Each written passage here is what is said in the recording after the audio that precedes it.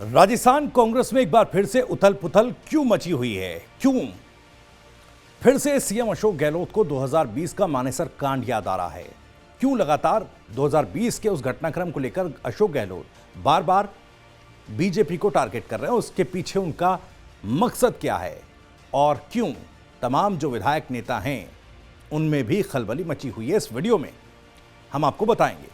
नमस्कार, टीवी 9 राजस्थान पर आपके साथ मैं हूं भविष्य त्यागी। दरअसल इस साल के आखिर में राजस्थान में विधानसभा चुनाव होने हैं और इससे पहले कांग्रेस ने अपनी रणनीति तय की है। सूत्रों के मुताबिक ये कहा जा रहा है कि कांग्रेस 5 से 8 मंत्रियों समेत अपने कई सिटिंग एमएलएस को टिकट से वंचित रख सकती है, यानी उनके टिकट काटे जा सकते हैं। सत्ताधारी पार्टी इस चुनाव में 60 नए चेहरे उतार सकती है। सूत्रों ने यह बड़ी अहम जानकारी दी है। दरअसल पार्टी सूत्रों के मुताबिक कांग्रेस ने इस साल के आखिर में होने वाले चुनावों में कम से कम 5 से 8 मंत्रियों के टिकट काटने और 35 विधायकों को हटाने का भी फैसला किया है, यानी उनको टिकट नहीं दिया जाएगा। सूत्रों ने कहा कि पार्टी कुछ फेमस फिगर्स यानी मशहूर हस्तियां जो हैं, सामाजिक कार्यकर्ता और कुछ प्रमुख पुरस्कार विजेताओं को चुनाव में उतारने पर भी विचार कर रही है। सूत्रों ने यह भी जानकारी दी कि पार्टी ने यह फैसला 1 महीने पहले जो सर्वे कराया था उसके तहत लिया है और 60 नए चेहरे, जैसे मैंने पहले आपको बताया, 60 नए चेहरे को कांग्रेस पार्टी आने वाले विधानसभा चुनाव में मौका दे सकती है।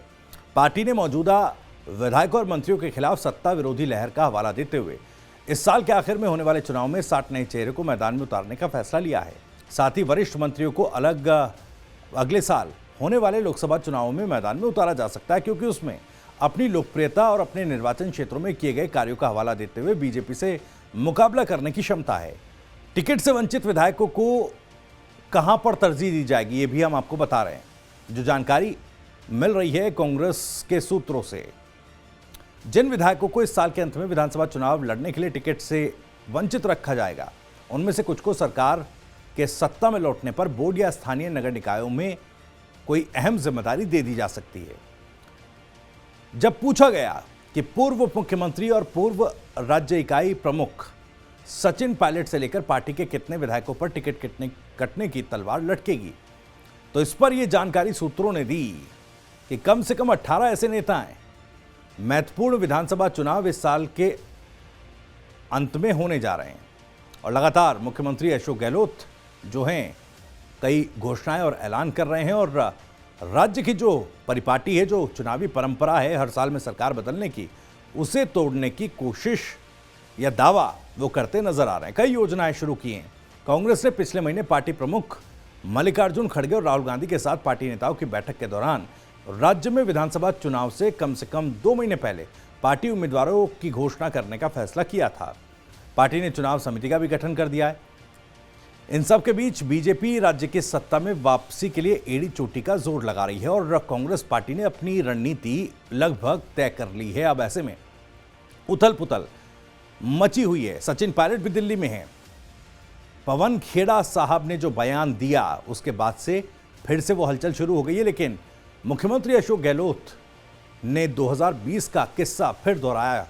इसका सियासी गलियारों में इशारा इस बात को लेकर समझा जा रहा है कि टिकट वितरण में भी मुख्यमंत्री अशोक गहलोत अपर हैंड लेना चाहते हैं और चूंकि कई विधायकों के और मंत्रियों के टिकट कटने की बात सामने आ रही है, तो ऐसे में चाहे सचिन पायलट दिल्ली में बैठकर या फिर अशोक गहलोत साहब 2020 का जिक्र कर हर पुरजोर कोशिश कर रहे हैं कि उनको अपने समर्थकों को ज़्यादा से ज़्यादा टिकट दिलवा पाएं। खैर, ये जानकारी और ये वीडियो आपको पसंद आया तो वीडियो को लाइक करें, ज़्यादा से ज़्यादा शेयर करें और राजस्थान से जुड़ी और भी तमाम खबरों को सबसे पहले जानने के लिए सब्सक्राइब जरूर कर लीजिए। टीवी 9 राजस्थान। नमस्कार।